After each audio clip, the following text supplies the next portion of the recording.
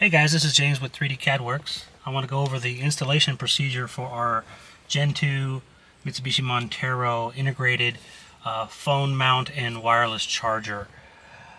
This is a new product that we're releasing that replaces your OEM dash clock. So to be integrated into the dash and take up as little space as possible. What a lot of people don't know is that this clock comes out very easily. It's not secure with any nuts or bolts or screws or anything of that nature. It's literally a snap fit or press fit, and it just pops out.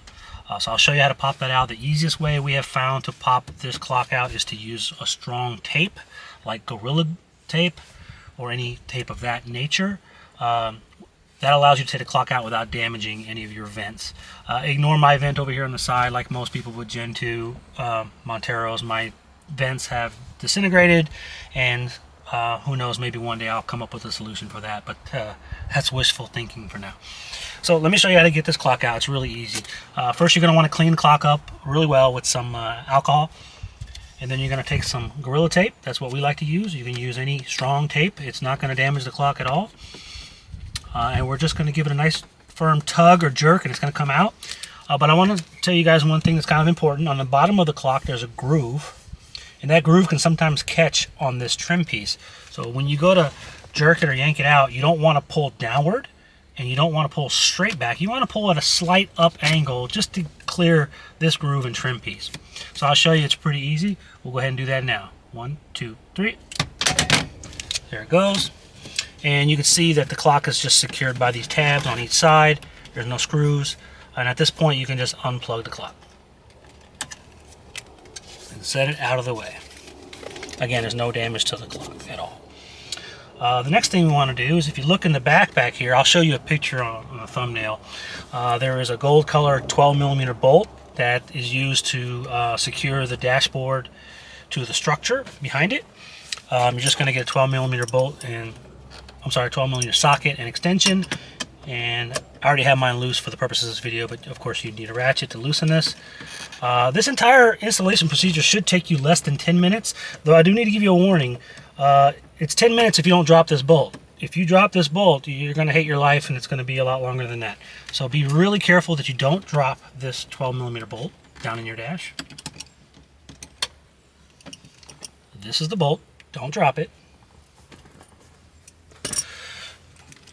Alright, and then you're going to take the rear mount from your box that the product came in, and there's 2 inserts here. They'll probably have screws in them. You want to take those screws out first. So there'll be 2 screws here. Take them out.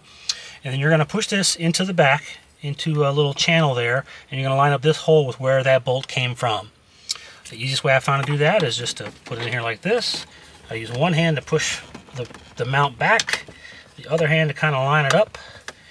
And what you're going to want to do, I'll show you again real fast, is you want to have this be parallel or level with your vents. You don't want it cocked left or right. The product should self-align, but just double check before you tighten everything down. Make sure it's sitting pretty level. So once again, I'll push with this hand, push the product back, and then use the left hand to kind of hold it there and make sure it's lined up with the hole. Alright, it looks lined up to me. Get the bolt, put it into the socket. Again, don't drop this bolt. Be very careful. There we go, it's in the hole. At this point, you just need to make it hand tight. Take a look, make sure it's level with the vent. It looks level to me. Okay, then we're going to tighten it. Now, you don't want to tighten this crazy, right? It's not holding an engine, it's not an engine mount. It's not a lug nut. It's just a simple 12mm bolt. Think of the torque required to tighten a valve cover gasket. Okay, about the same.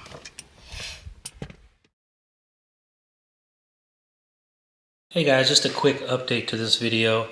We received word back from some users that once the rear mount was installed, the 2 main screw holes would not necessarily line up with the main body that goes into the dash.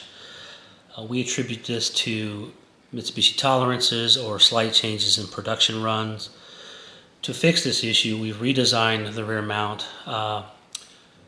So instead of having a single 12mm hole for the 12mm bolt to go in, we now have a slot at the bottom that allows for 0 to 5mm of adjustment in height. The mount also has multiple lines on it that are spaced 1 millimeter apart, so you can kind of get an idea of where you're at when you're installing it, or what you have it set to, what height.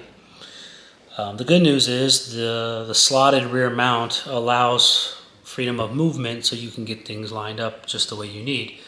The bad news is the slotted mount provides freedom of movement, which also can allow you to misalign the product and not be able to line up those holes.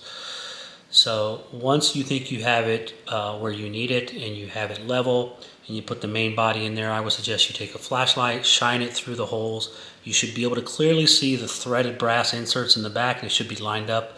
If they're not, I would tell you to take the main body out of the dash and try moving the mount till you get it just about right, and that should do it for you. So the good news is we've adjusted for differences we've seen in the field. The bad news is instead of a 5 or 10 minute install, this is probably now a 10 to 20 minute install, because it might take you a couple tries to get things lined up perfectly. But ultimately it gives you the freedom of movement to be able to install the product even if there are some production changes. Okay, now that the mount is in, we can install the main body. And what you'll notice about the main body is we've gone ahead and fabricated a actual connector on the back with terminals. So this is what we mean when they say there's no tapping or wiring or any splicing of any kind. It's literally just going to plug into the same harness that the clock plugged into and give you all the power you need. So we'll just plug that in like that, just like that. We'll push the main body back until it's sitting nice and flush with the vents. Okay. Now those 2 screws that you took out of the rear mount, you need those now. So grab those 2 screws. And you're going to put those 2 screws in these holes right here. And you're going to need a 2.5 millimeter Allen screwdriver, Allen wrench. We like to use screwdrivers because they allow you to reach a little further in. But either one will work. And when you tighten this, we recommend you push the body forward a little bit. And you should feel it snug up pretty good. Again, not a ton of torque, just enough to hold it. Okay, both sides are snug. Give it a check, make sure it's not wobbly or moving. Should be nice and secure. All right. Now you might have had 2 screws here. You need to take those out as well for the next piece. The next piece is what we call the ball mount. And that goes in just like this with the flat part down. And you notice there's 2 screw holes there, so they go there. Then you're going to take the same 2.5 millimeter screws, put them into these holes here. And the same 2.5 millimeter screwdriver. Screw that. Nice and snug. Nice and snug. Okay, give it a check, make sure it's good. You'll also notice that the product comes with an integrated USB-C charger. Now this is a 30-watt charger. It is powerful enough to charge an iPad, maybe even some laptops. I mean, I designed it to charge your phone, but in a crunch you could charge an iPad or a laptop as well. Okay, the next thing to install is the actual 3dCadWurx charging cradle. This is a wireless charging cradle. This is really nice because it has 2 coils, one here, one on the bottom, which gives you a good spread of wireless charging for some of your larger phones. So it provides really fast charging. So on the back here, there's this nut that you need to unscrew. And once you unscrew this nut, you're going to put that nut over the ball. We also provide this really short USB-C cable. It's just long enough to fulfill your needs. Not so long that it's going to get in your way, but still allows the cradle to move in all the positions you want.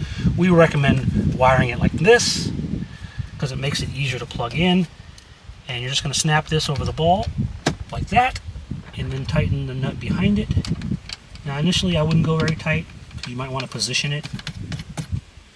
And again, plug your USB-C cable into the port here, like that.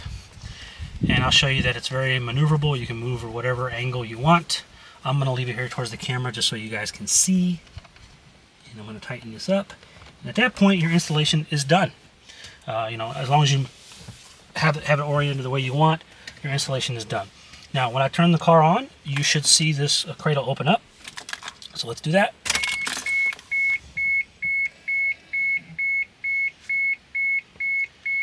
And then when I set my phone here, it should close and you should see the phone start to charge. There you go, and the phone says fast wireless charging, so it's charging at full speed. And that is it. Again, it's about a 10-minute install. No cutting, no splicing, no tapping, no permanent modifications to the vehicle. You can put your clock back if you want to. It is compatible with left-hand drive and right-hand drive Montero, so we believe this to be a worldwide product. If you have any questions, give us a call or send us an email or hit us on Facebook. We're here to help you. Thanks for watching, and I hope you enjoy the product.